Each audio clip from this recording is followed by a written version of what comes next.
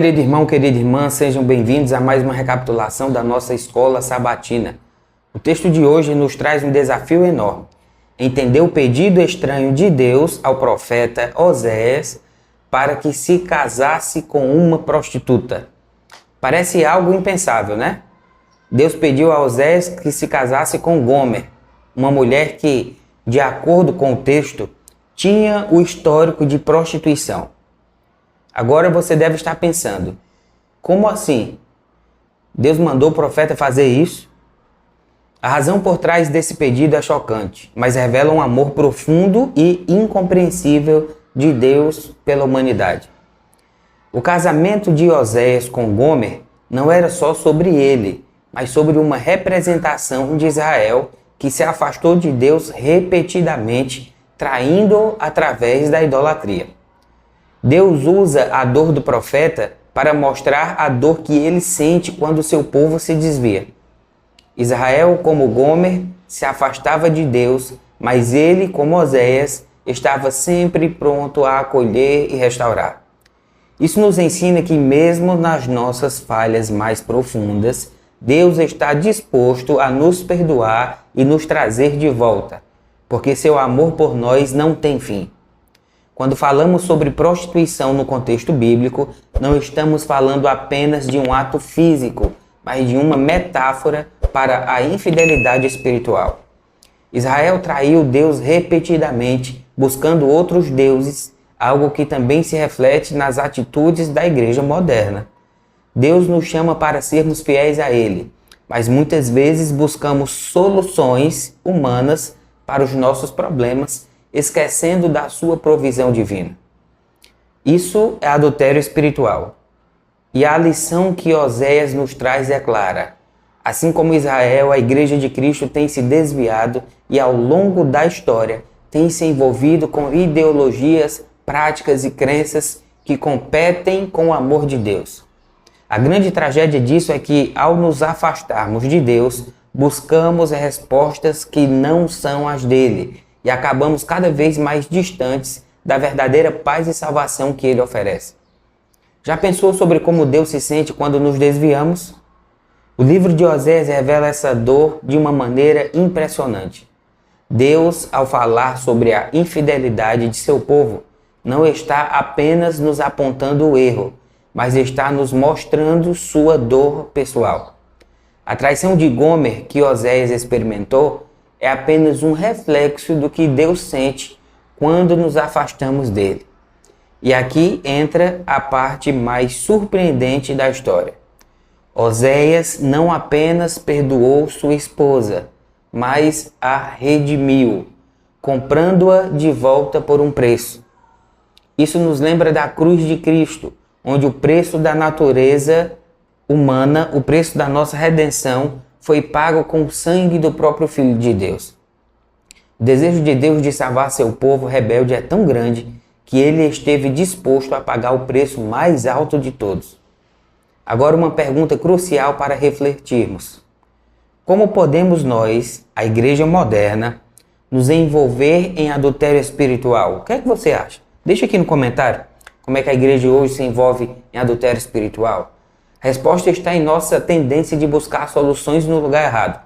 Quando a igreja se afasta de sua missão de refletir o caráter de Cristo, ou busca conforto ou respostas no mundo, estamos repetindo os erros de Israel. Você concorda? E eu falei aqui de uma maneira bem genérica, mas na maneira prática, se você colocar aqui como nós podemos transgredir o nosso relacionamento para com Deus, eu tenho certeza que essas respostas serão muitas. Enquanto você deixa o seu comentário, medite na letra da canção, daqui a pouco eu retorno com a oração final, tá bom?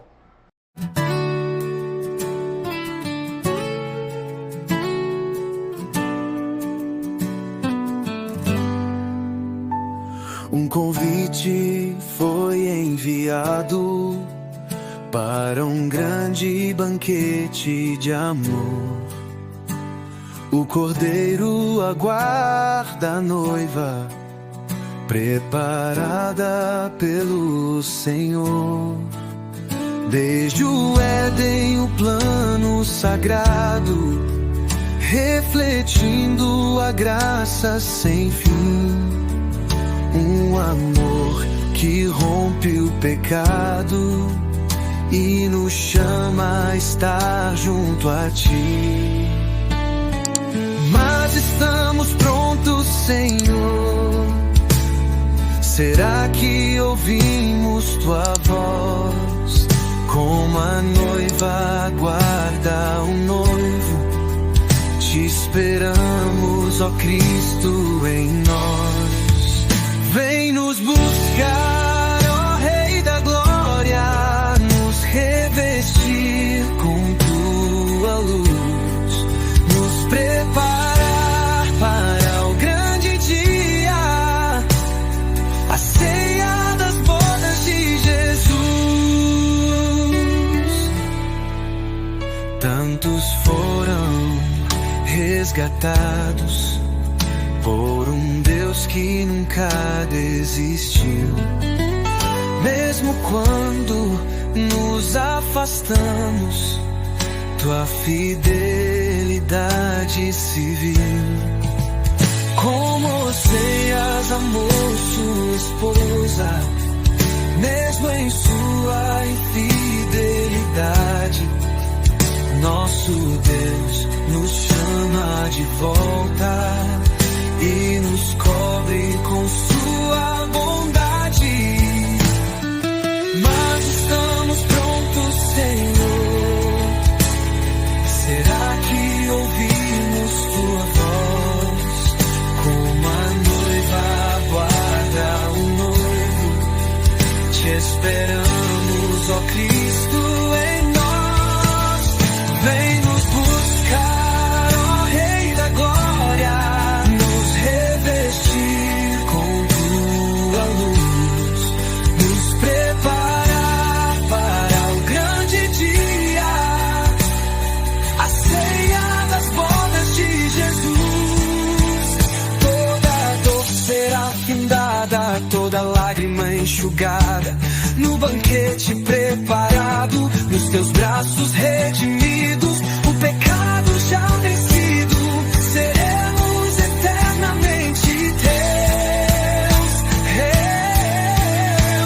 Vem nos buscar, ó Rei da Glória, nos revestir com tua luz, nos preparar para o grande dia, a ceia das bodas de Jesus. Nosso noivo vem, e a igreja clama: vem, Senhor Jesus.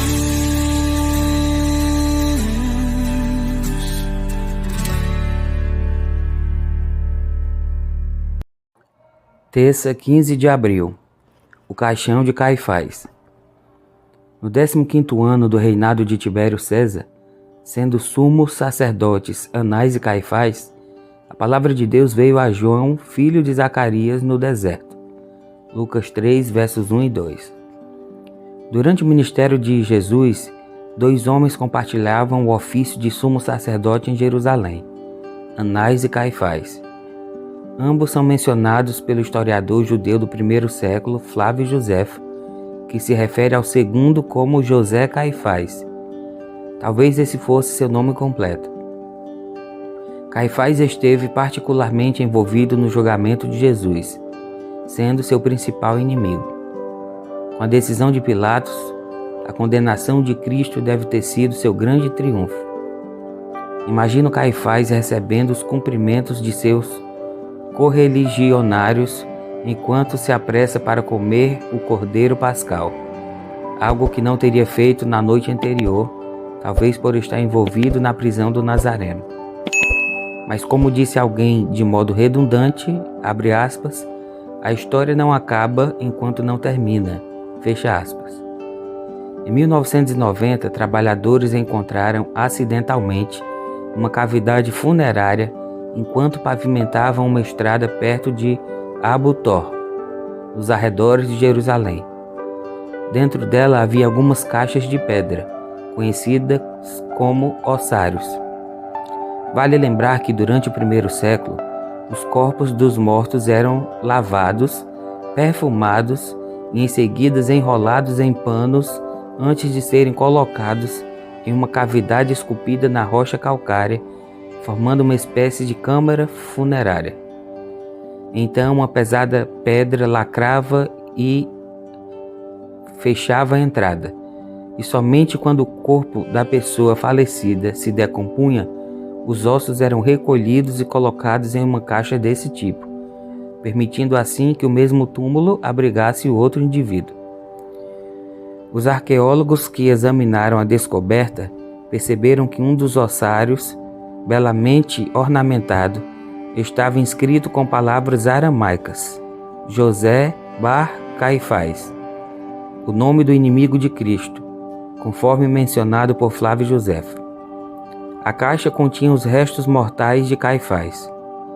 No entanto, por mais que os arqueólogos procurem, nenhum deles jamais encontrará o ossuário de Cristo. Seu túmulo ficou vazio em pouco tempo, pois ele ressuscitou, e seu êxito é a certeza da nossa vitória. Portanto, não desanime diante da momentânea alegria daqueles que o prejudicam. Deus ainda não concluiu o enredo de sua vida. Vamos orar. Santo Deus de Israel, exaltamos o teu santo nome mais uma vez através dessa oração, agradecendo porque o Senhor é bom, a tua misericórdia dura para sempre, porque o Senhor não desistiu de nós. Nós, a Igreja Moderna, nós somos esposas infiéis, que aqui e acolá corremos o risco de traição, de adultério espiritual. Nos ajuda, Senhor, para que sejamos fiéis a Ti. Tem misericórdia de nós. Nos abençoa durante esse dia. Em nome de Jesus oramos. Amém. Filho e filha de Deus, pedimos que você nos abençoe, curtindo o vídeo, deixando seu comentário, orando por esse ministério e também compartilhando essa mensagem com as pessoas que precisam ouvir a voz de Deus, tá bom? Meu desejo para você é que você tenha um dia abençoado na presença do Senhor. Amanhã a gente se encontra na lição de quarta. Fica com Deus.